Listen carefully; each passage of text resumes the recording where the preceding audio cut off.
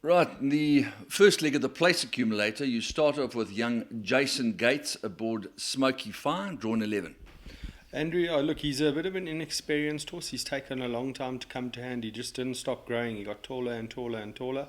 We can't take any more time. We've got to get him on the racetrack, and we think that the racing education will bring him on, which is why we've opted to run him in steels, and we haven't put the Alamites on him, as we think that he'll need this educational run more than anything else. Then we move on to a high-quality race where you're represented by both BOHICA and Down to Zero, and I think we've got a little bit of track work. Yeah, look, so Down to Zero's come back after a rest the other day behind Eden Rock and Chimichurri Run. We were really happy with. We knew that he would be slightly just in need of the run that day. He didn't disgrace himself at all. Those are two quality horses that he finished behind. And he's come out of the run well. With the bit of rain that we've had as well, he should enjoy the going, being more forgiving at this moment. And then BOHICA, his bloods were a little bit off before the Golden Loom.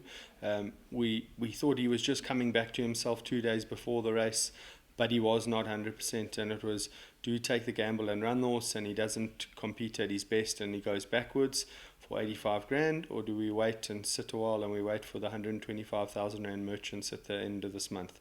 And it was a collective decision made with the owners and ourselves, and everyone's been on the same page, and let's just hope it was the right decision, because he's working really well and he looks like he'll be coming into the race as the vehicle that we know, so he should be very competitive.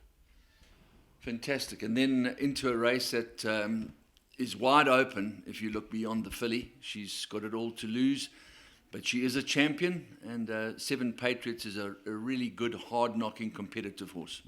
Yeah, look, Andrew, I think you've said it pretty correctly there. If she's 8 for 8, she is a champion. There's no doubts about it that the filly is world class. She's taking on the boys in the handicap, and I think it's the first time she'll be doing so. I don't think anyone's in this race thinking that they just want to take their place in the Summer Cup.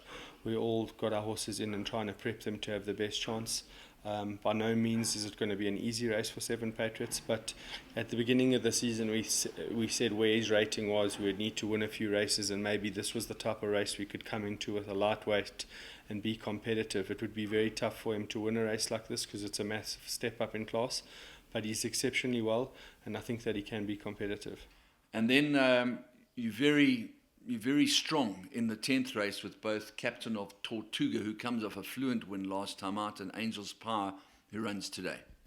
Yeah, look, Captain of Tortuga ran a good race last time over the mile. It is the 1400. Mr. de Cock's horse was really gallant in the running last time out, and we just managed to get the better of him towards the end of the race. So the 1400 may be more up his alley, but our horse has got a good draw and he's really well. Samanga's riding at the top of his game.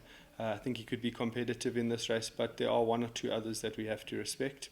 Angel's Power is running on Tuesday, and if he comes out of the run well, we will see whether we'll run him or not in the 1400 on Saturday. Let's hope he does, because he actually looks like he's tending to prefer the 1400 at this stage.